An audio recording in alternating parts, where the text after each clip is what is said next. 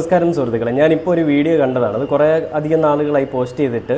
അത് വേറെ ആരുടെയല്ല, നമുക്ക് ഏവർക്കും ഏറെ പ്രിയങ്കരനായിട്ടുള്ള മധു ബാലകൃഷ്ണൻ. അദ്ദേഹം ഡൽഹിയിലെ നോയിഡയിലുള്ള ഒരു അയ്യപ്പ ക്ഷേത്രത്തിൽ പോയിട്ട് ഒരു അയ്യപ്പൻ്റെ പാട്ട് ആലപിക്കുകയുണ്ടായി. ആ സമയത്ത് എനിക്കൊന്ന് പൂജാ സമയം അല്ലെങ്കിൽ ദീപാരാധന കഴിഞ്ഞുള്ള സമയമായിരിക്കും. അപ്പോൾ എല്ലാവരും അദ്ദേഹത്തെ തന്നെ നോക്കി നിൽക്കുന്നുണ്ട്. അദ്ദേഹത്തിൻ്റെ ആ പാട്ടിൽ ലയിച്ച് നിൽക്കുന്നുണ്ട്. അയ്യപ്പൻ വരെ ലയിച്ച് പോയിട്ടുണ്ടാവും ആ ഒരു പാട്ടിൽ. നമുക്കത് കേൾക്കുമ്പോൾ തന്നെ അറിയാം. ആ ഒരു പാട്ട് കേട്ട് കഴിയുമ്പോൾ നിങ്ങളുടെ മനസ്സിലുണ്ടാകുന്ന എന്താണെന്നുള്ളത് നിങ്ങളൊന്ന് കമൻറ്റ് ബോക്സിൽ അറിയിക്കുക. കാരണം എൻ്റെ മനസ്സിൽ എന്താണ് ഉണ്ടായെന്നുള്ളത് അതിനുശേഷം ഞാൻ പറയാം. അത് കേട്ട് കഴിഞ്ഞാൽ ആരാണല്ലോ അതിൽ ലയിച്ചു പോകും. പിന്നെ അയ്യപ്പൻ്റെ കാര്യം പ്രത്യേകിച്ച് പറയണ്ടല്ലോ. ഒരു ശബ്ദമാധുര്യം, അതും ലൈവായിട്ടല്ല. ഇന്നത്തെ തലമുറയിലുള്ള ഗായകരും അതല്ലെങ്കിൽ ഞാൻ എന്തോ വലിയൊരാളാണെന്ന് അഹങ്കരിക്കുന്ന ആളുകളൊക്കെ ഇതൊന്ന് കാണണം. കാരണം മധു ബാലകൃഷ്ണൻ എന്ന് പറയുന്ന വ്യക്തി ലൈവായിട്ട് ഒരു ഓപ്പൺ പ്ലേസിൽ നിന്നിട്ട് മൈക്കിൻ്റെ ഒന്നും സഹായമില്ലാതെ അല്ലെങ്കിൽ ഒരു സ്പീക്കറിൻ്റെയും സഹായമില്ലാതെ പാടുന്ന ഒരു പാട്ടാണ്. അദ്ദേഹത്തിൻ്റെ ശബ്ദത്തിലുള്ള ഓരോ വിന്യാസങ്ങളും അതോടൊപ്പം തന്നെ ആ അയ്യപ്പനോടുള്ള അദ്ദേഹത്തിൻ്റെ ഭക്തിയിലുള്ള ആഴവും എല്ലാം നമുക്ക് അതിനകത്ത് അറിയാൻ സാധിക്കും. അദ്ദേഹം പാടുന്നത് ഞാൻ ഇവിടെ നിന്ന് പ്ലേ ചെയ്യാം. അത് കണ്ടതിന് ശേഷം നിങ്ങളുടെ അഭിപ്രായങ്ങളൊന്ന് കമൻറ്റായി അറിയിക്കുക കേട്ടോ. അപ്പോൾ നമുക്ക് ആദ്യം കണ്ടുപോകാം. സാന്ദ്രാനന്ദാവബോധാത്മകമനുപമിതം കാലദേശാവധിഭ്യാം നിർമുക്തം നിത്യമുക്തം നിഗമശതസഹസ്രേണ നിർഭാസ്യമാനം അസ്പഷ്ടം ദൃഷ്ടമാത്രേ പുനരുരു പുരുഷാർത്ഥാത്മകം ബ്രഹ്മതത്വം തത്താവദ്ഭാതി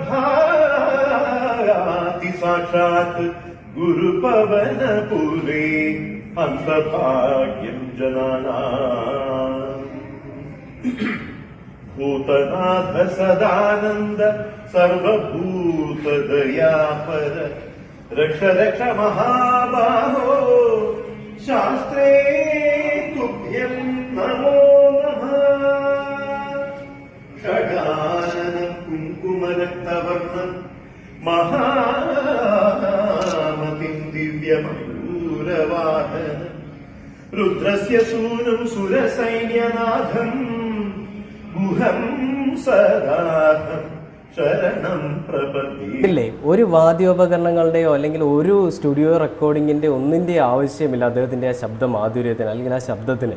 ആ ഒരു ശബ്ദം നമ്മളത് കേൾക്കുമ്പോൾ തന്നെ നമ്മുടെ ഉള്ളിലേക്ക് എന്തൊക്കെയോ ഇടിച്ച് കയറുന്ന തരത്തിലാണ്. ദൈവത്തിനെ നമ്മളിങ്ങനെ ഉള്ളിൽ കാണുന്നുണ്ട്. ദൈവം പോലും കണ്ണടച്ചത് ആസ്വദിച്ചിട്ടുണ്ടാവുമെന്നാണ് എനിക്ക് തോന്നുന്നത്. കാരണം അദ്ദേഹത്തിൻ്റെ ശബ്ദ മാധുര്യമാണ്.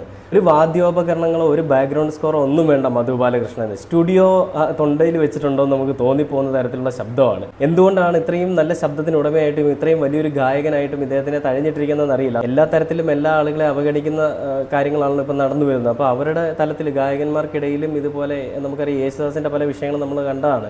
അപ്പോൾ അങ്ങനെയൊക്കെയുള്ള എന്തെങ്കിലും പ്രശ്നങ്ങളായിരിക്കും. പക്ഷെ നമുക്കറിയില്ല. എന്നാലും ഇത്രയും വലിയൊരു മാണിക്യം അല്ലെങ്കിൽ ഇത്രയും വലിയൊരു ജം എന്നൊക്കെ നമുക്ക് വേണമെങ്കിൽ വിശേഷിപ്പിക്കാൻ പറ്റുന്ന മധു ബാലകൃഷ്ണനെ ഇനിയും നമുക്ക് തിരിച്ച് മലയാളികൾക്ക് വേണം. മലയാളികൾക്ക് നല്ല നല്ല പാട്ടുകൾ കേൾക്കാൻ മധു ബാലകൃഷ്ണൻ പോലെയുള്ള ആളുകൾ വരണം. ആ പാട്ട് കേട്ടപ്പോൾ ഞാൻ എന്തായാലും ഒരു ക്ഷേത്രത്തിലേക്ക് ഇങ്ങനെ ഞാനങ്ങ് ലയിച്ച് ചേരുന്ന പോലെ ആയിപ്പോയി. എൻ്റെ പൊന്നോ നമിച്ച് ഞാൻ ഒന്നും പറയാനില്ല. നിങ്ങൾ കേട്ടിട്ട് എന്താണ് നിങ്ങൾക്ക് തോന്നിയെന്നുള്ളത് നിങ്ങളൊന്ന് കമൻറ്റായി അറിയിക്കുക കേട്ടോ.